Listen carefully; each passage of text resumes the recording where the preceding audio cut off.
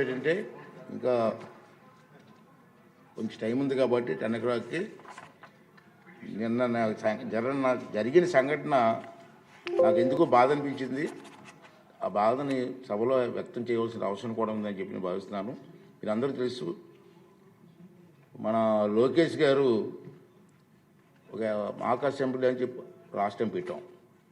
ఎందుకు పెట్టామంటే మినిస్టర్ గారి ఉద్దేశం ఏంటంటే, చంద్రబాబు నాయుడు గారి ఉద్దేశం ఏంటంటే, పిల్లల్లో కూడా అసెంబ్లీ అంటే ఏమిటి, అసెంబ్లీలో మన ప్రజాప్రతినిధి పనితీరు ఏంటి అని ఒక అవగాహన తీసుకురావాలని చెప్పి మంచి ఉద్దేశంతో పెట్టారు. బ్రహ్మాండంగా సక్సెస్ఫుల్ అయింది.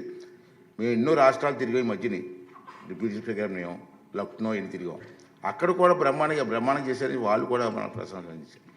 అయితే నిన్న సంఘటన గవర్నర్ గారి స్పీచ్ విషయంలో నాకైతే చాలా బాధ అనిపించిందండి. ఇది సభలో మాట్లాడితే ప్రజలకు కూడా వెళ్ళవలసిన అవసరం ఉందని నేను భావించాను. అందుకే చెప్తున్నాను, మీకు ఆల్ పర్మిషన్ చెప్తాను. మన అందరం బాధ్యత గల ప్రజాప్రతినిధులు. ప్రజలు ఎంతో నమ్మకంతో మనకు ఓటేసి ఇక్కడ పంపించారు.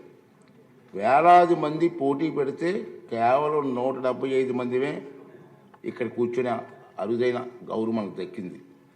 మనం ఏ పని చేస్తున్నా, సభలో ఉన్న, సభ వెలుపల ఉన్నా ఈ విషయం గుర్తుంచుకోవాలి.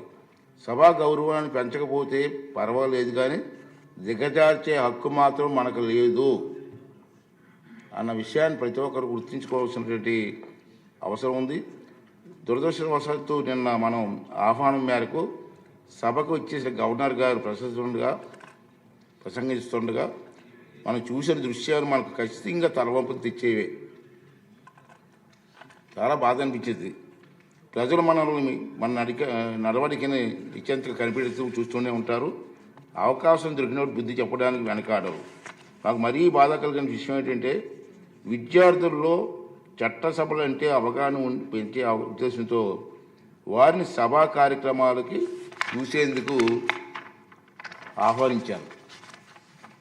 రాష్ట్రంలో ఉన్నటువంటి అన్ని స్కూల్స్కి అన్నిటి కూడా మెసేజ్ పంపించి, ఇలాగ అసెంబ్లీ జరుగుతుంది, మీకు ఇంట్రెస్ట్ ఉన్న వాళ్ళ స్కూల్స్ ఎవరు ఉంటే ఆ మెసేజ్ ఇవ్వమని చెప్పి నేను అందరిని ఆహ్వానించాను. ఆహ్వానిస్తే చాలామంది వచ్చారు. వచ్చి ముందుగానే మెసేజ్లు ఇచ్చి పలానా డేట్ అని రావడానికి సిద్ధం. రోజుకి నిన్న చూశారు మీరు, మా అధికారులు చెప్పారు, ఇప్పటికే 200 పైగా విద్యా సంస్థల నుంచి 200 కాలేజీల నుంచి మనకి మెసేజ్ వచ్చింది. మా పిల్లలు తీసుకొస్తామండి, మాకు అవకాశం ఇవ్వండి అని. అది ఈ అసెంబ్లీ టైంలో అందరికీ రోజుకి ఒక స్కూల్ చెప్పి ఇస్తున్నాం. వాళ్ళు కూడా అసెంబ్లీ ఏంటి అన్న అవగాహన వస్తున్న ఉద్దేశంతో. మీకు తెలుసు, ఒక సదుద్దేశం ఏంటంటే, విద్యార్థులకు రాజకీయాలన్నా, చట్టసభలన్నా, ప్రజాప్రతినిధులన్నా సానుకూల అభిప్రాయం కలగాలన్న ఉద్దేశంతో వారిని ఆహ్వానించాను. కానీ మనం చేస్తున్నది ఏమిటి? గవర్నర్ గారి ప్రసంగాన్ని నినాదాలతో అడ్డుకొని కాగితాలు చింపి వెదజల్లని సభ్యుల ప్రవర్తన చూసి ఆ విద్యార్థులు ఏం నేర్చుకుంటారు? ఇది సూటిగా మనం మాట్లాడాల్సిన అవసరం ఉంది. మనం గురించి వారు ఏమనుకుంటారు? ఈ ఆలోచన నన్ను కలసివేసింది. మన అందరం కూడా ఆత్మహత్య చేసుకోవాల్సిన అవసరం ఉంది. ఆ పసిపిల్లల మనసులో చట్టసభలు అంటే చులకడ భావం ఒక్కసారి ఏర్పడితే దాన్ని తొలగించలేము. అంచేత రాబోయే రోజుల్లో మన గురించి మాట్లాడలేదు నేను. దీని కారకులు ఎవరో వాళ్ళందరూ కూడా ఆత్మ విమర్శ చేసుకోవాల్సిన అవసరం ఉందని చెప్పి ఈ సభ ద్వారా వాళ్ళందరికీ పనిచేస్తానండి. ఈ విషయం మీకు అందరి ముందు చెప్పాలని ఎందుకు బాధ అనిపించింది.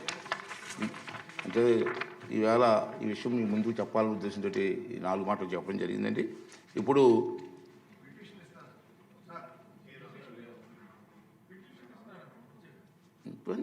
పిటిషన్ తీసుకోమండి. ఇప్పుడు క్వశ్చన్ అవర్ పూర్తయింది. 0 అవర్ స్టార్ట్ చేద్దామండి. డిప్యూటీ స్పీకర్ గారు.